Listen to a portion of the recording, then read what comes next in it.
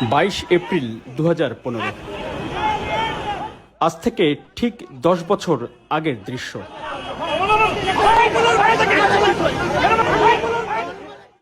রাজধানীর বাংলা মোটরস সিগন্যালের ঠিক মাঝামাঝি জায়গায় সাবেক 3 বারের প্রধানমন্ত্রী বেগম খালেদা জিয়ার গাড়িবহরে হামলার দৃশ্য।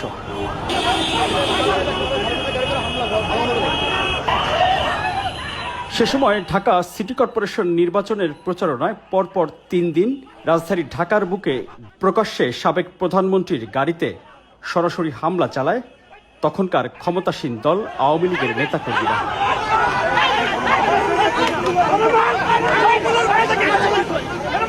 22 এপ্রিল 2015 বিকাল 5:30টার দিকে বাংলা মোটরস সিগন্যালের কাছে পৌঁছালে অতর্কিত জয় বাংলা স্লোগান দিয়ে বেগম খালেদা জিয়ার গাড়িবহরে হামলা করে আওয়ামী লীগ ও ছাত্রলীগের নেতাকর্মীরা।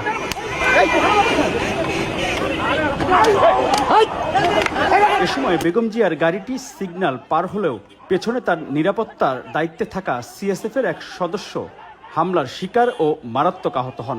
তখন হামলাকারী একজনের কোমরে আগ্নেয়াস্ত্র দেখা যায়। বেশ কয়েকজন মিলে সিএসএফ সদস্য সামিউল হককে রাস্তায় ফেলে পেটাতে থাকেন ছাত্রলীগের কেন্দ্রীয় কমিটির 2 নেতাসহ আরও কয়েকজন।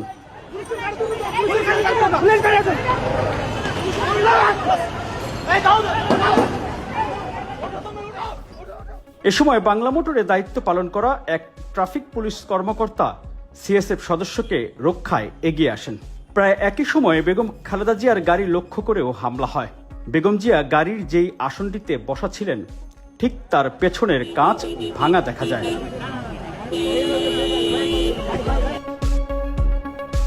এ সময় বেগম খালেদা জিয়ার সাথে থাকা ছাত্রদলের সাবেক সভাপতি রাজীব আহসান হামলাকারী ছাত্রলীগের নেতাকর্মীদের প্রতিরোধের চেষ্টা করেন।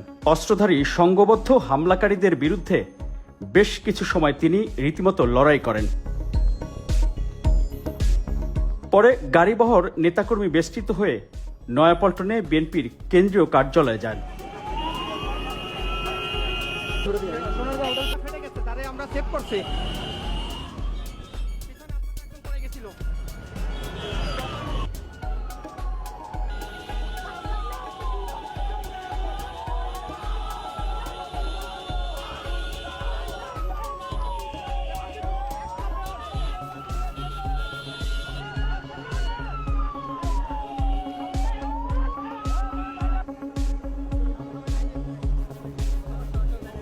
মানুষের ভোটের অধিকার, ভাতের অধিকার। এর একদিন আগে 20 এপ্রিল 2015 কারণ বাজারে মেয়র প্রার্থী